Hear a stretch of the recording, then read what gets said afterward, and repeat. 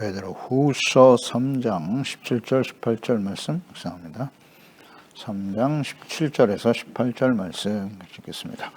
그러므로 사랑하는 자들아 너희가 이것을 미리 알았은즉 무법한 자들의 미혹에 이끌려 너희가 굳센 데서 떨어질까 삼가라. 오직 우리 주 곧 구주 예수 그리스도의 은혜와 그를 아는 지식에서 자라가라. 영광이 이제와 영원한 날까지 그에게 있을지어다. 아멘. 거짓에 미혹되지 않도록 믿음을 지켜라. 굳센 믿음을 지켜라. 주님 오실 날과 영원한 하나님의 나라를 간절히 사모하고 기다리는 사람들은 주님 앞에서 점도 없고 흠도 없이 평강 가운데 주님 앞에 설 수 있기를 힘써야 한다 그랬어요. 힘쓰다. 도덕적으로 순결함을 지켜가야 된다. 우리가 다 온전하지 못합니다. 그래서 하나님의 말씀을 통해서 우리의 묵상을 통해서 우리의 죄를 버리고 씻음받고 용서받고 의롭다함을 얻는 우리가 죄를 버리고 의를 회복할 때 하나님과의 관계에서 하나님과 화목하게 된 것이고 또 평강이 계속 유지될 수 있다는 사실. 그러니까 예수 그리스도의 재림이 지금 2022년을 맞이하고 있습니다만 계속 유예되고 있는 이후 주께서 지금 오래 참고 계시는 것이다. 무엇보다도 하나님의 자녀들이죠. 언약의 백성 이스라엘과 예수 그리스도를 믿고 구원받은 모든 그리스도인들 하나님의 자녀들이 멸망에 이르지 않도록 하기 위해서 하나님께로 말씀으로 돌아오도록 기다리고 계시는 것입니다. 그러므로 그리스도께서 재림하시기 전에 우리의 생명이 끝나기 전에 주어진 기회를 죄악된 삶을 즐기는 기회로 삼지 말고 회개하는 기회로 삼아야 하는 것입니다. 하나님의 오래 참으심은 분명 사랑과 은혜이지만 이것은 언제까지 계속되지는 않는다는 거죠. 그래서 기회가 지나가기 전에 회개하고 구원을 온전히 이루어가는 일에 힘써야 합니다. 그리고 하나님의 말씀, 이 성경 말씀을 억지로 풀다가 스스로 멸망에 이르게 한 자들이 있다 그랬죠. 율법주의자들 혹은 무율법주의자들이죠. 이단들, 무율법주의자들은 방탕과 방임주의에 빠져 살아가게 되는데 믿음으로 의롭다함을 얻었다. 그러니 더 이상 우리에게 율법은 필요 없어. 우리가 죄사함 받고 의롭다함을 얻었으니 이제 우리는 더 이상 회개하고 돌이킬 필요가 없어. 이런 것들이 바로 이단입니다. 여기에 빠진다. 조심하라. 성경을 이렇게 사사로이 풀면 안 돼요. 전체적으로 이해하고 하나님의 뜻을 바르게 알고 가르치고 또 깨닫고 믿어야 하는 것입니다.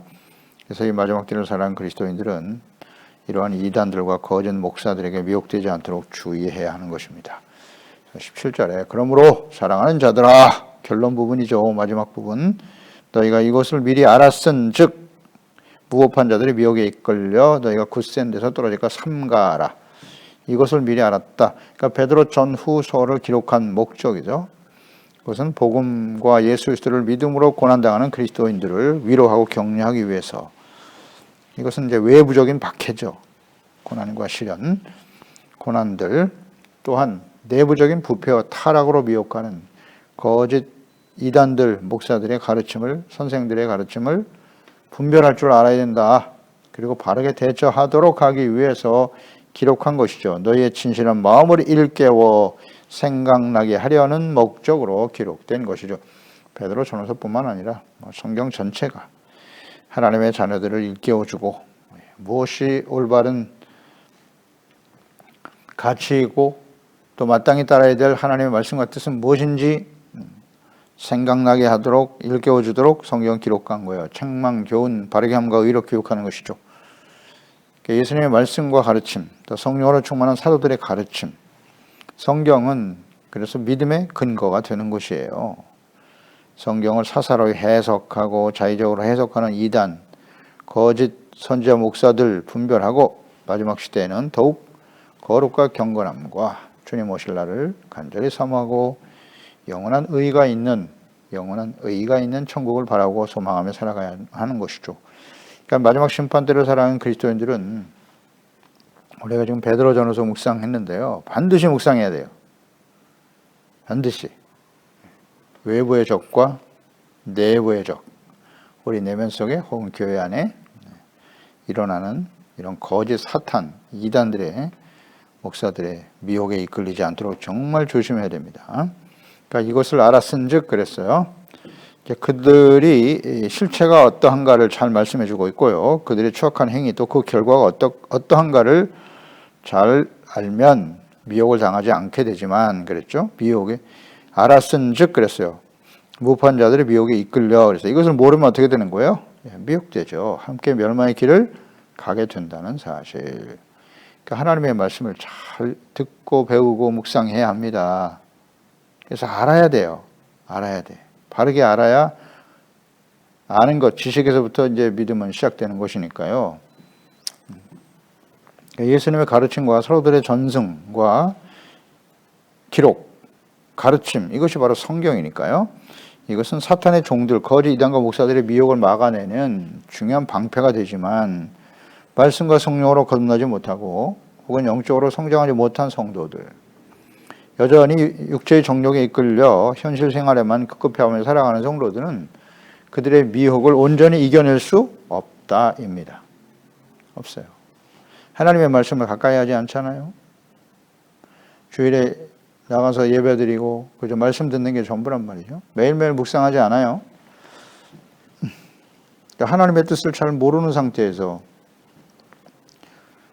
주어진 삶의 현실에서 무엇을 먹을까 입을까 마실까 이것 때문에 전전긍긍하며 살아가잖아요.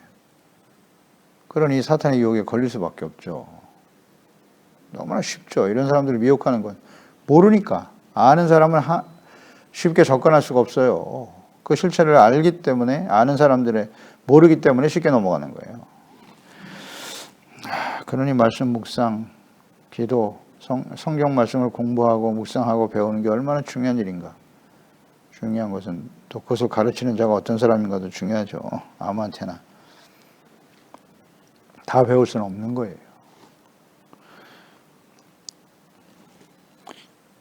하나님 앞에서 미혹되지 않기 위해서는 더욱더 영적으로 성숙해 가야 한다는 것이죠. 거룩과 경건의 훈련, 하나님의 나라와 그의 의를 먼저 구하는 삶의 우선순위, 정체성, 사명에 대한 분명한 인식을 가지고 있어야 되고요. 말씀과 기도, 성령의 인도하심을 받으며 순종하는 일에 열심을 다하지 않으면 이런 거짓 이단과 거짓 목사들, 그들의 미혹을 분별하고 물리치기 매우 어렵다, 승리하기 어렵다는 거예요. 주님께서 이 마지막 때 교회를 향해서 이기는 자가 되라고 계속 외치고 계시는 겁니다. 그래서 이것을 우리가 깨닫고 생각하며 힘써 노력해야 한다는 거예요. 대충 신앙생활하면 안 돼요. 적당히 안 됩니다. 이 세상에 적당히 해서 살아갈 수 있는 일이 있습니까? 여러분 이 세상에서 적당히 하면서 살아갈 수 있어요?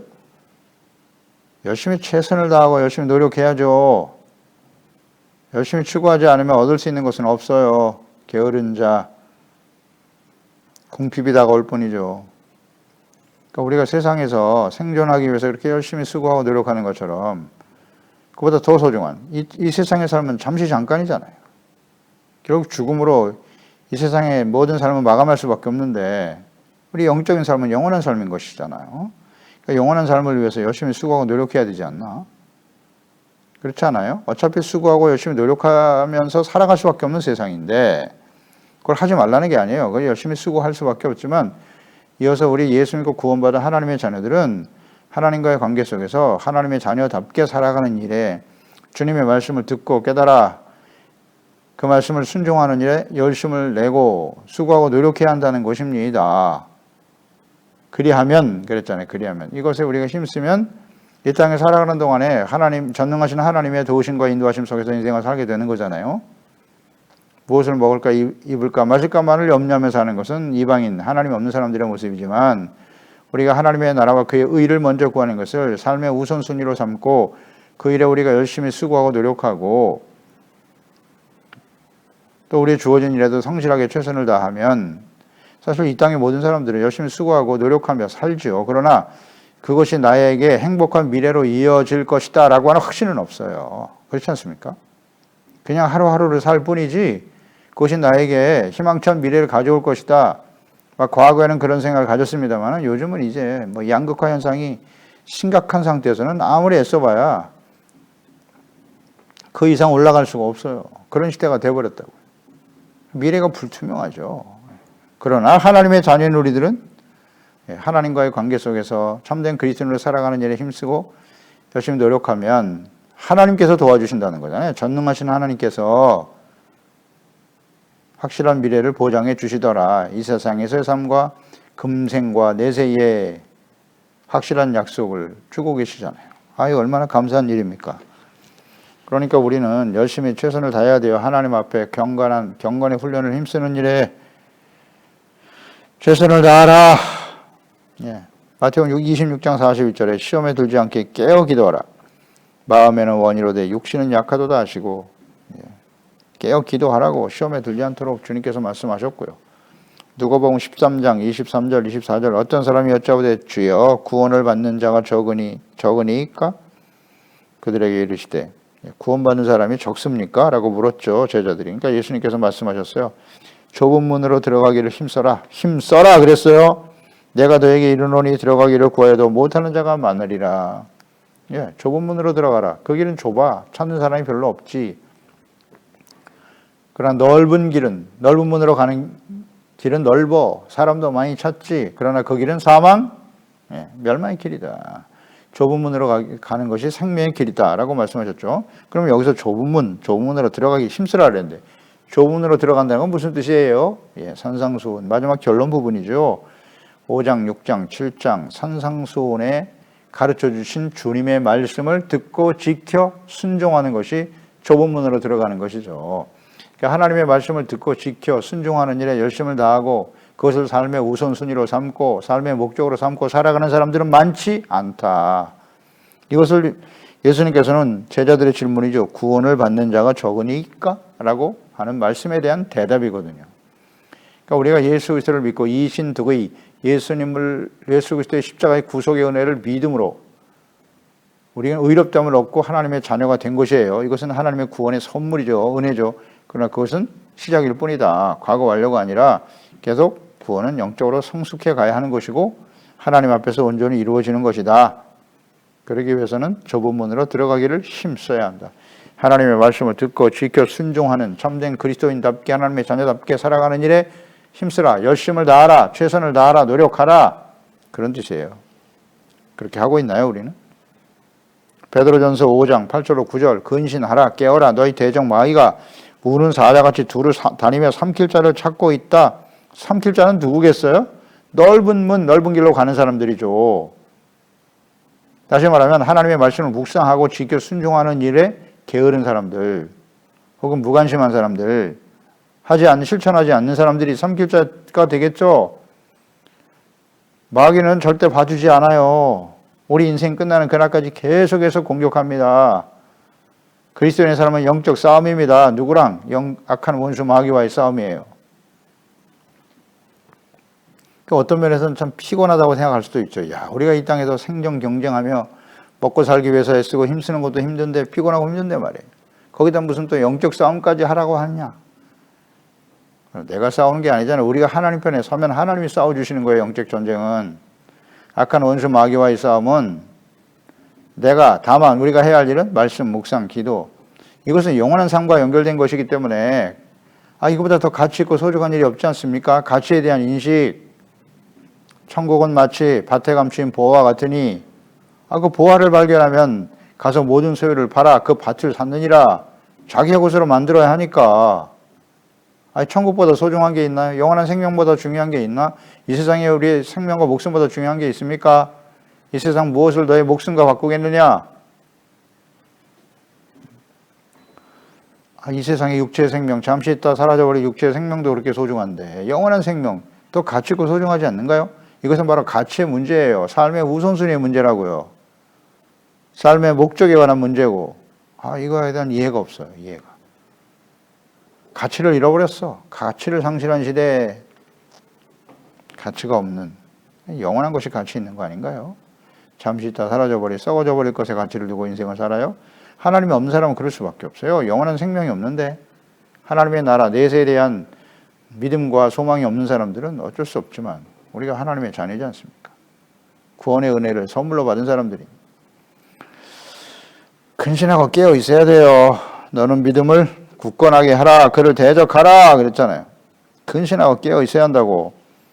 베드로후서 1장 5절 7절 연결되죠. 그러므로 너희가 더욱 힘써. 너희의 믿음의 덕, 지식, 절제, 인내, 경건, 형제, 오해, 사랑을 더하라. 이것을 위해서 힘쓰라고. 영적 성장을 위해서 힘쓰라고 말씀하고 있죠. 힘쓰고 있나요? 무엇을 위해 열심히 수고하고 노력하고 있나요? 세상에서 열심히 수고하고 노력하는 일을 하지 말라는 게 아니잖아요. 무엇을 추구하며 살아가는가? 삶의 우선순위, 가치 우선순위. 굳센 데서 떨어질까 삼가라. 떨어지다. 이 떨어지다라고 하는 헬라어가 에크핍토거든요. 에크핍토. 모모에서 떨어지다, 벗어지다, 실패하다, 내어 쫓기다, 빼앗긴다, 이런 의미를 갖고 있는 단어예요. 에크핍토. 굳센 데서 떨어질까. 베드로전서 1장 24절 24절에 보면 그러므로 모든 육체는 풀과 같고 그 모든 영광은 풀의 꽃과 같으니 풀은 마르고 꽃은 떨어지되. 에크핍토. 꽃은 떨어진대요. 오직 주의 말씀은 세세토록 있도다 하였으니 너희에게 전한 복음이 곧 이 말씀이다. 그러니까 여기서 에크핍토, 떨어진다는 의미는 하나님의 영속하는 말씀과 대조되는 세상의 덧없음을 설명하는 거죠. 세상의 부와 영화, 명예, 권력 다 떨어져요. 다 에크핍토 된다는 거예요. 그러니까 이렇게 떨어지지 않도록, 이게 떨어질 수밖에 없는 세속적인 욕망과 세상의 것들을 사랑하고 거기에 목적을 두고 살아가면 다 떨어질 수밖에 없다는 거죠. 떨어질 수밖에 없는, 사라질 수밖에 없는 것에 마음을 빼앗기지 말라는 뜻이겠죠. 또 갈라디아서 5장 4절에 보면 율법 안에서 의롭다함을 얻으려 하는 너희는 그리스도에게서 끊어지고 은혜에서 떨어진 자로다. 에크핍토. 이게 떨어진다는 의미죠. 그러니까 율법 안에서 의롭다함을 얻으려고 하는 사람들은 그리스도에게서 떨어져 벗어나간 사람들이라는 뜻이에요. 이렇게 사용된 단어거든요. 그러니까 우리가 예수를 믿고 구원받아 죄사함 받고 의롭다함을 얻었어요. 그러니까 율법을 지켜 할례를 받고 율법을 지켜야 구원받는다. 그런 뜻이 아니죠. 구원은 은혜로 받는 것이에요. 그리고 하나님의 율법의 말씀은 폐해지지 않았어요. 그 말씀을 잘 지켜 죄사함 받고 용서받고 의롭다함을 얻는 삶을 계속 지켜나가라. 그런 뜻이잖아요. 이거 이해를 못하나요? 그러니까 원수마귀 율법주의 이단들이나 혹은 무율법주의, 율법은 필요 없다고 말하는 이단들, 다 이것은 믿음에서 떨어지게 하는 거예요. 벗어나게 하는 거예요. 이단들의 역할이 떨어지게 하는 거예요. 실족하고 넘어지고 하나님이 주신 구원의 은혜를 빼앗기게 하는 거란 말이죠. 이 에크핍토가 중요해요. 내쫓긴다, 실패한다, 떨어진다, 그런 뜻이에요. 하나님께로부터 하나님과의 관계 속에서 떨어지는 거죠. 구원과 믿음에서 떨어지게 하는 것이 사탄의 역사예요. 이단들이 하는 일이죠. 심판이 임박한 시대의 에베소 교회에게 주신 말씀 볼까요? 계시록 2장 4절로 5절에 그러나 너희를 책망할 것이 있다. 에베소 교회네요. 너희 처음 사랑을 버렸다. 그러므로 어디서 떨어졌는지 에크핍토, 어디서 떨어졌는지를 생각하고 회개하여 처음 행위를 가져라. 만일 그리하지 아니하고 회개하지 아니하면 내가 내게 가서 내 촛대를 그 자리에서 옮겨버릴 거야. 떨어졌는지를 생각하는 거예요. 어디서 실패하는지, 어디서 실족했는지, 하나님과의 관계가 어디서 떨어졌는지. 떨어지는 이유가 무엇인지 알겠죠? 하나님의 말씀을 잘 모르기 때문이에요. 묵상하지 않기 때문이에요. 눈에 보이는 현실, 썩어져 버릴 수밖에 없는 세상에 마음을 빼앗기며 살아가고 있다. 그것만을 위해서 열심히 수고하고 노력하고 있다는 거죠. 그럼 대부분 다 이렇게 떨어지게 되는 거예요. 하나님과의 관계. 이거 어렵지 않은데요. 고린도전서 13장 4절로 8절을 볼까요? 사랑이란 무엇인가에 대해서 사랑을 정의하고 있죠. 사랑 오래 참고 온유, 시기하지 않고 자랑하지 않고 교만하지 않고 무례히 행하지 아니하며 자기의 유익을 구하지 않으며 성내지 아니하며 악한 것을 생각하지 아니하며 불의를 기뻐하지 아니하며 진리와 함께 기뻐하고 모든 것을 참으며 모든 것을 믿으며 모든 것을 받으며 모든 것을 견디는 게 사랑이다. 그러나 8절 사랑은 언제까지나 떨어지지 아니하되 에크핍토 떨어지지 아니하되 예언도 배언도 패하고 방언도 그치고 지식도 다 패하게 된다. 사랑만이 떨어지지 않는다는 거예요. 그러니까 하나님과 그리스도를 사랑하는 자들은 믿음과 구원, 영생에서 떨어지지 않는다. 실패하지 않는다. 빼앗기지 않는다는 뜻이에요. 그러니까 중요한 건 사랑이에요. 사랑은 떨어지지 않는다는 거예요. 사랑이란 무엇일까요? 하나님을 사랑하는 것이란 뭐예요? 오래 참고 하나님의 사랑 오래 참잖아요. 교만하지 않아요. 모든 것을 믿고 바라고 견디는 것이 사랑이라고 하셨는데 나를 사랑하는 자는 곧 나의 계명을 가지고 지키는 자다. 하나님의 말씀을 듣고 지켜 순종하는 거예요. 그게 떨어지지 않는 하나님과의 사랑 안에서 떨어지지 않는다. 그러면 뭐 어렵지 않죠. 그러면 하나님의 자녀 백성들은 마땅히 하나님의 말씀을 듣고 지켜 순종해야 하는데 왜 하나님의 말씀을 듣고 순종하지 않는 불순종의 삶을 살아가게 될까요? 그래서 하나님과의 관계가 떨어지게 되는 거죠. 이유가 뭐라고요? 사랑하지 않기 때문이에요. 간단해요. 어렵지 않아요. 내 마음, 너희들이 나를 사랑하는 마음이 없다. 탄식했죠, 하나님께서. 나를 사랑하지 않기 때문에 너희들이 나의 말을 버리고 우상을 향해 달려가는 것이지 사랑의 문제란 말이에요, 사랑. 근데 이 사랑, 이 앞에 사랑, 아가페의 사랑인데, 사람은 하나님의 형상대로 지음받았기 때문에 사랑하면 살아야 사랑이 없이는 살 수 없죠. 부모 간에, 부모 자녀 간에, 남녀 간에, 친구 간에 이런 사랑을 추구하며 살아가지요. 다 변질될 수밖에 없는 것이지만 그러나 하나님의 사랑은 모른단 말이에요. 하나님의 사랑을 맛본 그리스도인들은 이 주님의 아가페의 사랑, 이거 우리 스스로 만들어낼 수 없어요. 하나님께서 예수 그리스도 안에서 성령으로 부어주시는 사랑, 그 아가페의 사랑이 우리 가운데 충만해질 때 우린 떨어지지 않게 되는 거죠. 그래서 굳센 믿음에서 떨어지지 않도록 굳센 것에서 떨어지는 굳센 것, 굳게 서 있는 믿음, 소망, 사랑이죠. 이 세 가지는 항상 있을 것이다 그랬으니까 여기서 떨어지지 않도록 삼가라 그랬어요. 삼가라 헬라어 필라소, 지킨다, 삼가한다는 뜻이에요. 지키다, 보호하다, 경계하다, 보존한다 이런 뜻을 갖고 있어요. 그러니까 잃어버리지 않도록, 빼앗기지 않도록 조심하라는 거예요. 누가복음 11장 28절에 예수께서 이르시되 오히려 하나님의 말씀을 듣고 지키는 자, 필라소, 복이 있다. 하나님의 말씀을 듣고 지키라는 거예요. 그게 삼가라는 뜻과 같은 의미로 사용됐단 말이죠. 지켜라, 지킨다는 뜻이에요. 삼가라는 것은. 살후 2장 15절 그러므로 형제들아 굳건하게 서서 말로나 우리의 편지로 가르침을 받은 전통을 지켜라. 필라소, 지키라고. 사도들이 가르쳐준 전통, 하나님 사도들을 통해서 기록된 서신서, 편지, 말씀, 이게 우리의 편지로 가르침을 받은 전통을 지키라잖아요. 이 말씀이 성경이에요. 성경. 하나님의 뜻이란 말이에요. 예수님의 가르침을 그대로 계승하고 전해준 사도들. 디모데전서 6장 10절 디모데야 망령되고 헛된 말과 거짓된 지식의 반론을 피함으로 내게 부탁한 것을 지켜라. 필라소, 삼가라, 지키라. 잘 지키라는 뜻이에요. 베드로 전후서를 통해서 가르쳐주신 베드로 사도의 이 말씀은 하나님의 뜻이고 예수 그리스도의 말씀과 뜻이기 때문에 그대로 지켜라, 삼가라.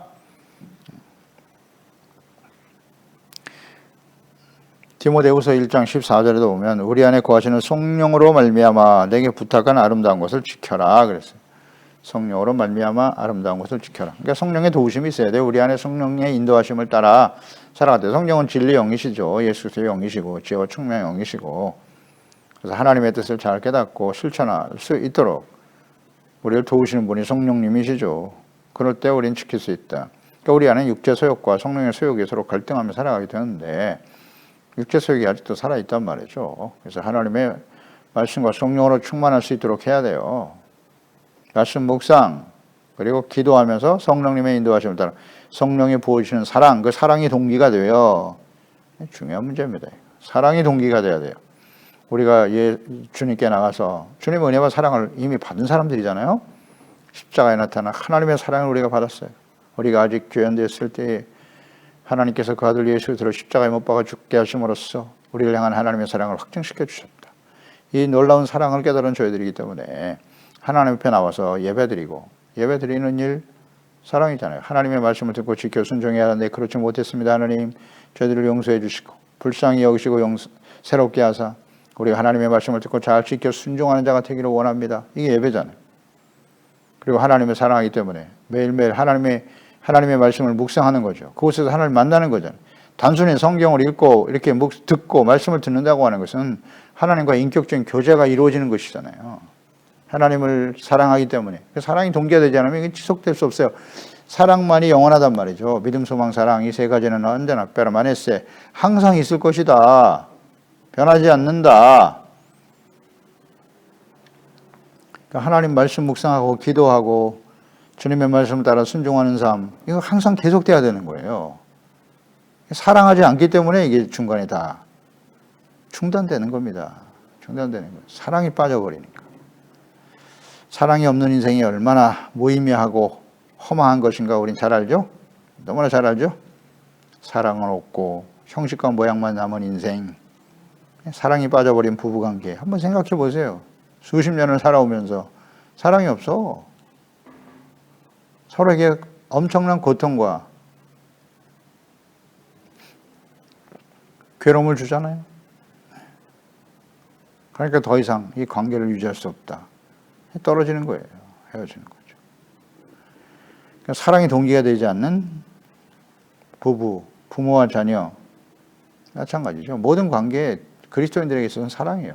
하나님을 향한 사랑, 이웃에 대한 사랑, 사랑이 없으면 주의 말씀을 지킬 수 없어요. 절대로. 그러니까 우리는 근본적인 부분을 기도해야 돼요. 하나님이 오늘도 주의 성령께서 우리 마음속에 아가페 주님의 사랑을 부어주세요. 사랑으로 하나님의 말씀을 묵상하고 주님과 교제하고 하나님과의 만남이 우리에게 가장 큰 기쁨이 되게 하소서. 우리 소중한 가족들, 또 우리 소중한 지체들, 함께하는 모든 사람들을 이해하고 용납하고 오래 참고 모든 것을 믿으며 바라며 견딜 수 있는 저희들이 되게 해주세요. 사랑할 수 있게 해주세요. 이런 기도를 드려야 되죠. 쉽지 않지만 가장 본질적인 부분, 하나님이 원하시는 것을 우리가 바르게 알고 기도하고 도우심을 구한다면 하나님께서 그 기도를 안 들어주시겠습니까? 지혜로운 마음 주셔서, 사랑의 마음 주셔서 주님의 말씀을 듣고 지켜 순종하는 의롭고 거룩한 하나님의 자녀로 살게 하소서. 18절 오직 주 곧 구주 예수 그리스도의 은혜와 그를 아는 지식에서 자라가라. 영광이 이제와 영원한 날까지 그에게 있을지어다. 그러니까 미혹에 걸려 떨어지지 않기 위해서 필요한 것이 있는데 그것이 바로 주의 은혜와 그를 아는 지식 안에서 성장해 가는 것이다. 영적 성장에 있네요. 성숙하지 못하기 때문에 이런 미혹에 걸리는 거예요. 대부분 사탄의 종들, 거짓 이단 목사들에 걸려 넘어지는 사람들은 다 영적으로 미성숙한 사람들이에요. 어린아이와 같은 뭐가 뭔지를 모르죠. 분별력이 없으니까 넘어가는 거죠. 예수께서 베풀어 주신 은혜 안에서 자라가야 한다. 그 은혜는 십자가 대속의 은혜죠. 죄사함, 의롭다함을 얻고 구원과 영생을 얻은 은혜죠. 그래서 베드로후서 1장 2절로 4절에서 보았어요. 하나님과 우리 주 예수 그리스도를 알므로 은혜와 평강이 너에게 더욱 많을지어다. 그의 신기한 능력으로 생명과 경건에 속한 모든 것을 우리에게 주셨다. 이게 은혜죠. 신기한 능력으로 생명과 십자가에 죽으시고 부활하심으로 생명과 경건에 속한 모든 것을 우리에게 주셨는데 이는 자기의 영광과 덕으로서 우리를 부르신 이를 알므로 말미암아 예수 그리스도를 알기 때문에 주어진 것이다. 이로써 그 보배롭고 지극히 큰 약속을 우리에게 주셨다. 이 약속으로 말미암아 너희가 정욕 때문에 세상에서 썩어질 것을 피하여 신성한 성품에 참여하는 자가 되게 하리 하셨느니라. 아멘. 예수 그리스도의 십자가의 죽으심과 부활을 통해서 주신 생명, 보배롭고 소중한 약속, 하나님의 자녀로 살다가 영원한 하나님의 나라를 상속받게 되는 놀라운 약속과 축복이죠. 그리고 신성한 성품, 하나님의 성품에 참여할 수 있게 하셨다. 이게 다 은혜로 된 일이잖아요. 하나님의 자녀가 되는 것. 할렐루야입니다. 이 은혜 안에서 자라가야 된다. 이게 성숙해 가야 한다는 거예요. 자, 보세요. 우리가 은혜와 관련해서 중요한 이게 우리가 묵상해야 될 것이 뭐다? 은혜는 어떤 사람이 받는다? 겸손이죠. 겸손한 자에게 은혜를 주신다. 겸손은 하나님 앞에서 자기의 실체를 발견하는 거예요. 얼마나 하나님 앞에 온전하지 못하고 불의하고 패악한 자였는가를 깨닫고 돌이키는 게 겸손이고, 그럴 때 하나님께서는 어떤 은혜? 용서의 은혜를 주신단 말이죠. 죄사함, 의롭다함을 얻는 은혜를 주신 것이고, 그 은혜를 받은 사람은 어떻게 해요? 당연히 감사하게 된다는 거죠. 겸손, 은혜, 감사. 이건 뭐 공식과 같은 거예요. 진리, 변하지 않는 진리예요. 그 은혜 안에서 성장해 가라. 근데 어때요? 우리가 신앙의 연륜이 쌓이면 쌓일수록 이 하나님의 은혜 의식이 어때요? 점점 사라지죠? 당연한 것처럼 여긴단 말이죠. 그래서 감사가 사라져 버려요. 그러니까 은혜 안에서 성장한다는 것은 하나님께서 베풀어 주신 하나님의 은혜를 우리가 생각하고 더욱 하나님 앞에 겸손해지는 거죠. 갈수록 더욱 교만해지는 게 아니라 겸손해지고 그 은혜를 날마다 감사하면 찬양해야 돼요. 우리가 뭐 지금 30년 이상 신앙생활 했다. 야, 이 30년 동안 내가 하나님 앞에 받은 은혜가 얼마나 큰가. 그 은혜 중에 가장 큰 은혜가 뭐다? 끊임없이 하나님 앞에 자녀로 이 오랫동안 하나님의 말씀을 듣고 배우고 살아왔지만 그 말씀을 따라 순종하지 못하는 저희들이었지만 그래도 또 하나님이 우리를 용서해 주시고, 이게 은혜 아닙니까? 아직도 예수 그리스도 안에서 살아있게 하신 은혜, 이게 은혜 아닌가요? 그렇다면 감사가 넘쳐나죠. 그 은혜 안에서 성숙한다고 하는 것은 감사가 갈수록 더 커지는 거예요. 처음 믿을 때와 지금 오랜 시간 신앙생활 한 지금 이때와 어떤 은혜가 더 클까요? 지금이 훨씬 더 크죠. 훨씬 더 크죠. 물론 처음의 은혜도 소중해요. 죽었던 사람이 살아난 거니까. 그 이후에 우리를 오래 참고 기다려주신 그 하나님의 은혜는 측량할 길이 없잖아요. 그러니까 감사는 더욱더 넘쳐야 되는 거죠. 이게 은혜 안에 성숙해 간다는 뜻이에요. 감사가 넘치고 있습니까? 감사가 넘치고 있나요? 또 하나는 그리스도를 아는 지식에서 자라가라고 말씀하고 있죠. 예수 그리스도를 알므로 또 하나님을 알아는 일에 더욱 힘써야 돼요.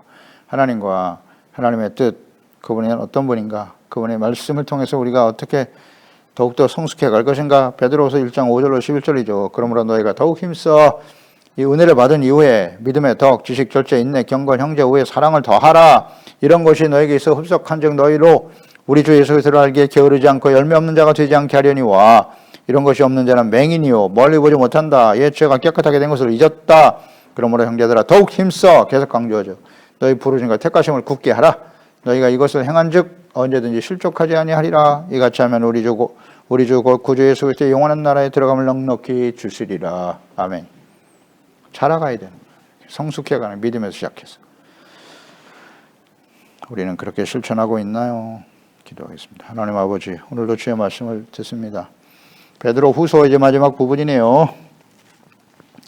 베드로 전후서는 예수 그리스도를 믿고 구원받아 복음 때문에, 예수님 때문에 고난과 시련을 당하고 있는 외부적인 박해와 고난으로 인해서 어려움에 처해 있는 우리 성도들을, 그리스도인들을 위로하고 격려하기 위해서 기록한 것이고, 내부의 적이죠. 교회 안에 우리의 심령 속에 끊임없이 역사하는 사탄의 종인 거짓 선지자, 이단, 거짓 목사들로 인해서 미혹되어 믿음에서 떨어지고 생명과 구원의 길에서 떨어질 수밖에 없게 하는 이 일에 우리가 우리 자신을 지켜가야 한다고 격려하고 일깨워주고 생각나게 하려 하셨느니라 하셨는데, 이 말씀대로 우리가 이 마지막 때, 심판이 임박한 이 마지막 시대, 사탄의 역사가 극성을 부리고 있는 이 시대에 우리가 살고 있습니다. 그러므로 이 모든 것을 우리가 잘 분별할 수 있도록 미혹에 이끌려 우리의 굳센 믿음과 소망과 사랑에서 떨어지지 않도록 항상 우리 자신을 지키고 사탄과의 싸움에서 승리하고 이기는 자들이 되게 하여 주시옵소서. 오직 예수 그리스도 안에서 주신 은혜와 그 은혜에 대한 감사가 더욱더 넘쳐나게 하시고 하나님을 알고 그리스도를 알아가는 지식에서 더욱 성숙해가는 우리 모든 가족들, 자녀들 되게 하여 주시옵소서. 이 말씀을 듣는 우리 모든 자들이, 모든 하나님의 자녀들이 말입니다. 이 마지막 때를 살아가는 일에 지롭게 잘 준비되어 영적 성숙을 이루고 영원한 하나님의 나라를 넉넉히 하나님의 은혜로 주어지는 복을 누리게 도와주시고, 이 땅에 살아가는 동안에도 주를 위해 하나님의 나라와 일을 먼저 구하며 수고하는 우리 사랑하는 모든 지체들에게 사랑을 부어주셔서 그 사랑이 동기가 되어 주님을 더욱더 열심으로 순종하며 따르며 나아갈 때 우리 삶에 필요한 모든 것을 넉넉히 채우시는 복된 사람이 되게 하소서. 예수님의 이름으로 기도드리옵나이다. 아멘.